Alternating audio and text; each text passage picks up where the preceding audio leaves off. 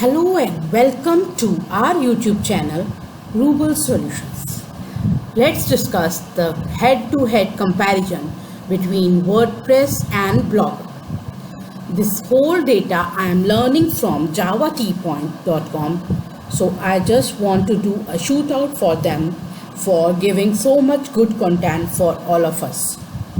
Thank you programmers, thank you writers, content creators for giving us the chance to learn from you and gaining knowledge and spreading to our fellow programmers and content creators.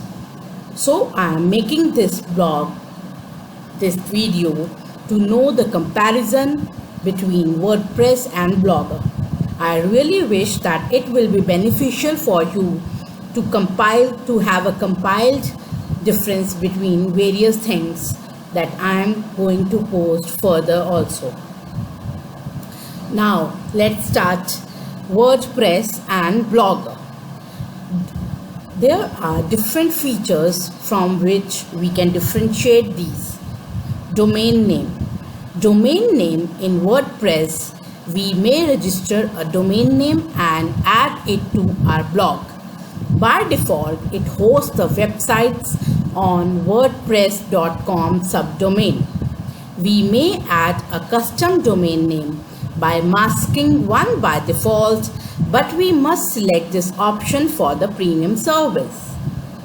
Whereas the Blogger, we may register a domain name and add it to our blog in WordPress. By default, it hosts a website on the blogspot.com subdomain. We may add a custom domain name for free on it. For our Rubel solutions, we have a WordPress website also and a Blogger also. That's why I was interested how I can consultate, how I can merge these two websites.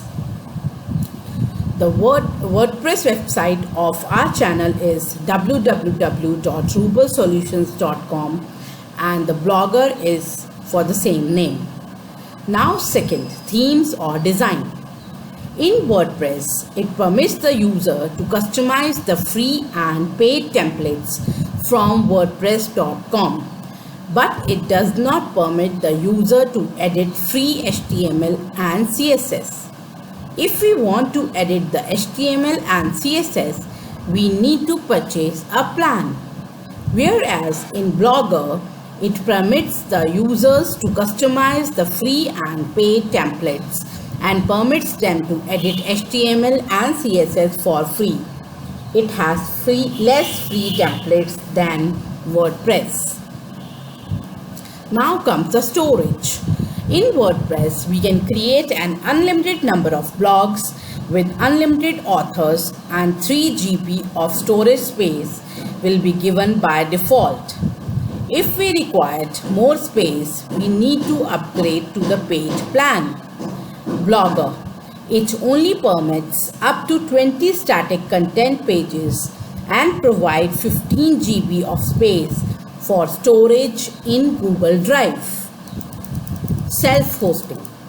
We may modify the WordPress script and host the scripts on any server because it is an open source platform. ठीक है, हम इसको modify भी कर सकते हैं और host भी कर सकते हैं.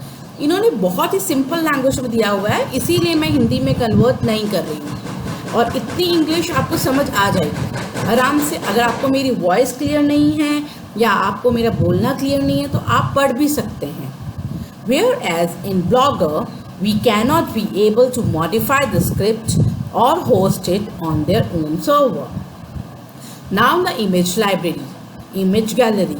It has support for the image gallery that includes image editing tools and gallery styling. It is useful to photo blogging, but it has only 3 GB storage space. Users are required to upgrade their plans to build big websites. Whereas in Blogger doesn't have support to album or image gallery, but they may use the Google Plus albums in blog posts and wherever need within Blogger support. Now comes the monitoring. Monitoring is not possible because WordPress does not permit third-party tools, but we can use the affiliate links in free service. If users select the premium plan options, they may use third-party monitoring tools such as AdSense. In Blogger, it's easy to track traffic in the Blogger because it comes with AdSense. We can't easily install Google AdSense, AdWords, etc. So Blogger is better for monitoring because it's free. Anti-spam.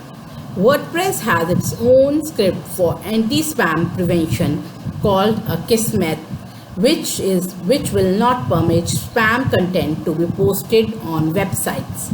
Whereas Blogger also has anti-spam features, but it's not secure.